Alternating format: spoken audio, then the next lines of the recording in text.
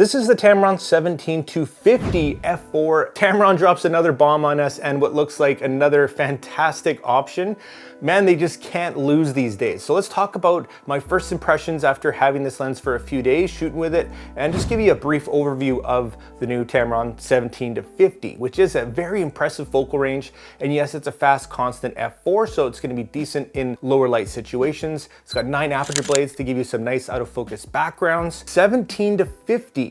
That is a fantastically versatile focal range. That's gonna cover you for ultra wide stuff and into the standard zoom range, where 50mm is actually really good for portraits, of course. But you know, an f4 isn't gonna be your first pick, but you can absolutely get away with some portraits if you need to. So for me, this thing's gonna shine for an intermediate, maybe somebody looking to do some travel or some landscape photography.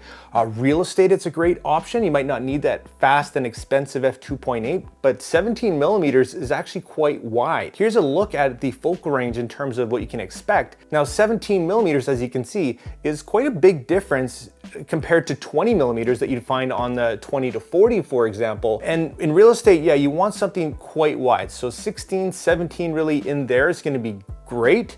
20 for me is maybe not quite wide enough, but for some people it might be.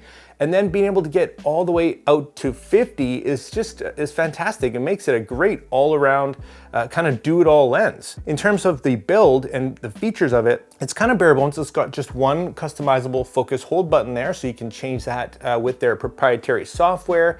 You can make that a focus hold button. You can make it an automatic manual focus switch. You can do A to B point of focus. You can do whatever you want. So that's kind of cool to keep the cost down. And this thing is definitely reasonable. This lens comes in at an incredible $699 US, which is just fantastic for what it is, I think. A great middle of the road option for people that maybe don't want to have a ton of lenses. Well, this thing is going to do a lot of stuff and it's going to do it well. Their VXD focusing motors means the autofocus is going to be fantastic, quick and reliable. Now, one feature that I wanted to mention is that it actually is completely internally zooming, which is fantastic, which means what you see is what you get. It doesn't actually extend as you zoom, but if you look at the front element here, it actually does kind of go in and out a little bit. So it's not going to be perfectly weather sealed as though there were no moving parts. But in my experience, Tamron's been really good at really nailing the weather sealing, whether it's on the 17-28, the older lens that has this type of mechanism,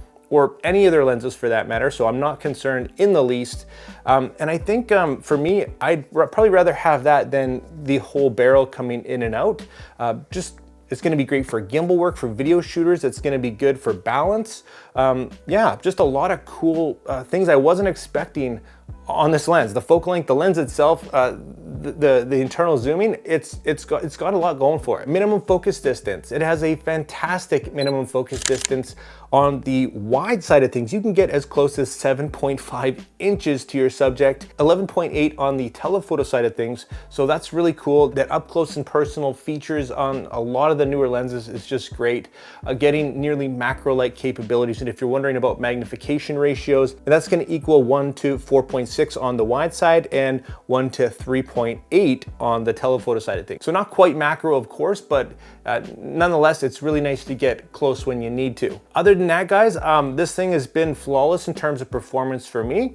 We'll dive in here to an optics look, just a very brief optics look and sharpness in a sec here, just for you to have a look and show you a few more examples.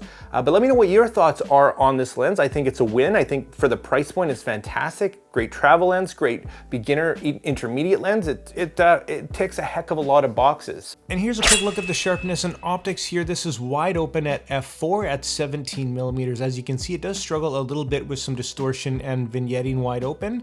The center of the image, as expected, is nice and sharp.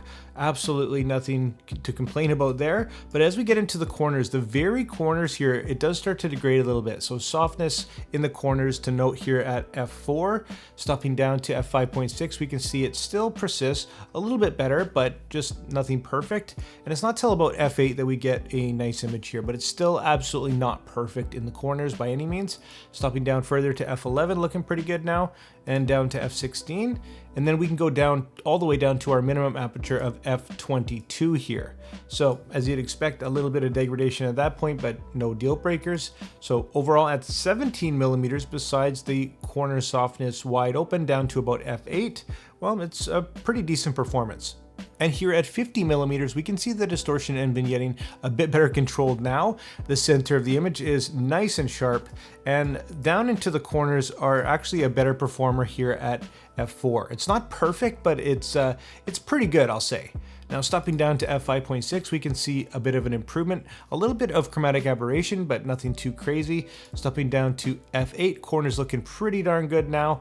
And again, down to f11 to show you the difference, looking fantastic. And down to f16. And from there on, we can still once again stop down to f22, which is our minimum aperture, to see a little bit of that degradation come back. But overall, pretty good at 50 millimeters if you ask me. So I'm heading out here in a few days to take this thing and put it through its paces on a trip into the mountains again. So hopefully get some great landscape shots and just, yeah, see what this thing can do. So excited about that. And if you guys have any ideas on something you want reviewed specifically with this guy, make sure you drop it down in the comments. If you do appreciate these type of videos, guys, and of course all my reviews, let me know by hitting that like and subscribe button and join the community, completely free. And if you do want to pick this lens up now or after my full in-depth review, I will drop affiliate links down in the description for you guys. Thanks so much for watching, and like always, make mistakes, be yourself, and get out there and take some more pictures. See you next time.